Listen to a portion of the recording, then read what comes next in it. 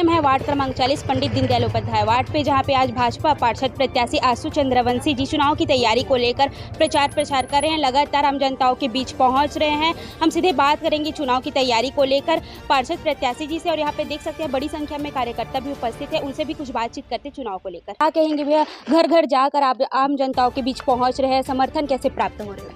जनता का बहुत बढ़िया समर्थन है, क्योंकि हम लोग 5 साल लगातार घूमने वाले लोग हैं। जनता की समस्याएं तो बहुत रहती है, लेकिन हमारी नीयत है उसको किसी भी तरीके से सॉल्व करने की, उसका समाधान करने का प्रयास करें।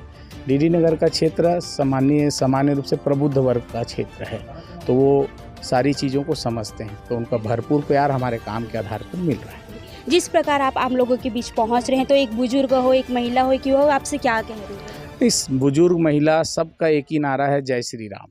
सनातन का ये जगह है, हमारा डीडी नगर वार्ड सनातनियों से सारे नागरिक यहाँ उस भाव के हैं, तो सबका नारा जय श्री राम है, सबका भरपूर आशीर्वाद है। आगामी दिनों में पार्षद पद पे आप आ गए, तो क्या क्या मुद्दे रहेंगे, क्या प्लान है? देखिए, यहाँ पे नागरिक सुविधाएं प्रमुख रूप से होती हैं, और सेक्टर क्षेत्र और 2 भाग में डीडी नगर बसा हुआ है। एक सेक्टर का क्षेत्र है, उधर शांति विहार का क्षेत्र है। यहाँ के क्षेत्र के हिसाब से जो यहाँ की सीवरेज की समस्या है, उसको अब इस बार के कार्यकाल में उसको हमको पूरा एक प्लान करके उसको ठीक करना है।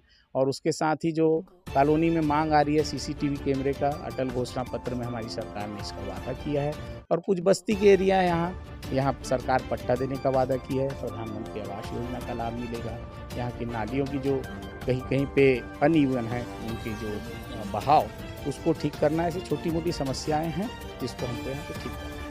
नगरीय निकाय चुनाव को लेकर क्या कहेंगे? 11 फरवरी को मतदान है, तो वार्ड की आम जनताओं से क्या अपील करेंगे? सबसे यही अनुरोध है कि मोदी जी केंद्र में हैं, हमारे साय जी राज्य में आ गए हैं। अब आप हमारे रायपुर में महापौर मीनल चौबे को बनाइए, ट्रिपल इंजन की सरकार बनाइए, और एक पार्षद बनाकर डीडी नगर में भी एक डब्बा उसका लगा दीजिए। ये इंजन, ये सरकार बहुत तेज़ दौड़ेगी, और हम सब 2047 विकसित भारत के निर्माण में जो एक शहरों की कल्पना है, उसकी ओर आगे बढ़ रहे हैं। जनता का प्यार और सहयोग चाहिए। घर घर जाकर आप आम जनताओं के बीच पहुंच रहे, समर्थन कैसे? बहुत भरपूर समर्थन मिल रहा है। उसका कारण है कि जो हमारे स्थानीय विधायक माननीय राजेश मुड़त जी, उन्होंने डीडी नगर में मात्र 1 साल में लगभग 1 करोड़ का विकास कार्य की भूमि पूजन भी किया, और कुछ चीज़ों का लोकार्पण भी कर दिया है हम लोगों ने, जिसका हमें लाभ मिल रहा है। पहली बार ऐसे लोगों को महसूस भी हो रहा है कि हमारा स्थानीय पार्षद टॉप टू बॉटम जो बोल सकते हैं हम, कि पार्षद भी बीजेपी का, महापौर भी बीजेपी की, विधायक भी बीजेपी का, सांसद भी बीजेपी का, राज्य में सरकार बीजेपी की और केंद्र में सरकार बीजेपी की। उसका लाभ निश्चित तौर पर हम लोगों को मिलेगा।